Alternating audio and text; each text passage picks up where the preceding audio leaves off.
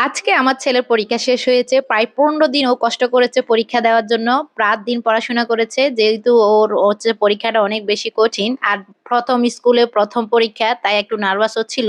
তো পরীক্ষা শেষ হওয়ার পর তার একটা আবদার ছিল যে, "মা তুমি আমাকে হচ্ছে আমার ফেভারিট বিরিয়ানি রান্না করে দাও।" তো ঝটপট হাতের কাছে যেটা ছিল সেটা দিয়ে আমি হচ্ছে রান্না করে দিচ্ছি।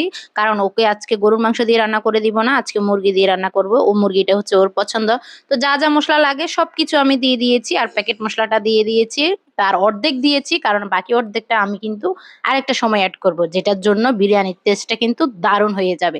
তারপরে এখানে বেরেস্তার যে তেলটা ছিল সেটা দিয়ে দিলাম। আর এক্সট্রা হিসেবে আমি হচ্ছে রসুন বাটা এবং জিরে ধনে বাটা দিয়েছি। আর আদা বাটা দিয়েছি। আর কোনো কিছু দিই নাই। আর স্বাদমতো লবণ দিয়ে ভালোভাবে মেখে তারপরে হচ্ছে বসিয়ে দিব।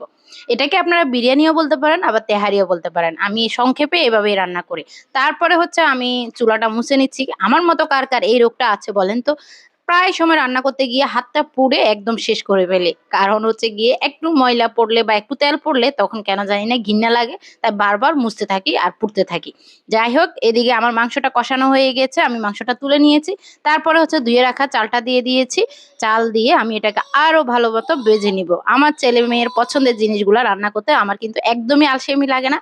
ওরা যখন যদি খেতে চায় তখনই আমার হাতের কাছে যদি থাকে আমি ঝটপট তাদেরকে রান্না করে দিই। ওই যে আপনাদেরকে বলেছিলাম না, অর্ধেক মসলা আমি রেখে দিয়েছি। এই অর্ধেক মসলাটা আমি এখন চাউলের সাথে দিব। মাংসের সাথে দিয়ে দিলে কিন্তু এটার ফ্লেভারটা চলে যেত।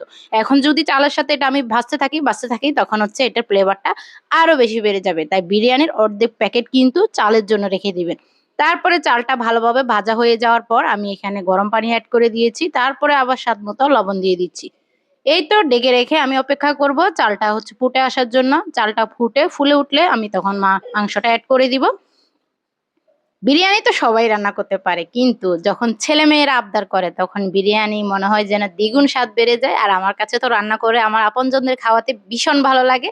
আমার মতো কার আপনাদের বেশি পছন্দ বা আপনার আপনজনকে খাওয়াতে সেটা অবশ্যই কমেন্ট করে জানাবেন। একদম জর্জর হয়েছে। আমি তেলটা কমিয়ে দিয়েছি যেহেতু বাচ্চারা খাবে। আর জালের কথা কি বলবো, জালটাও আমি কিন্তু স্বাদ মতোই রেখেছি।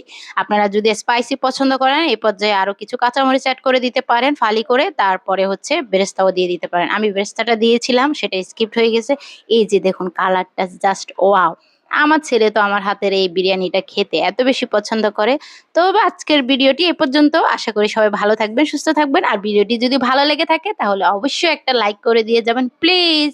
আল্লাহ হাফেজ।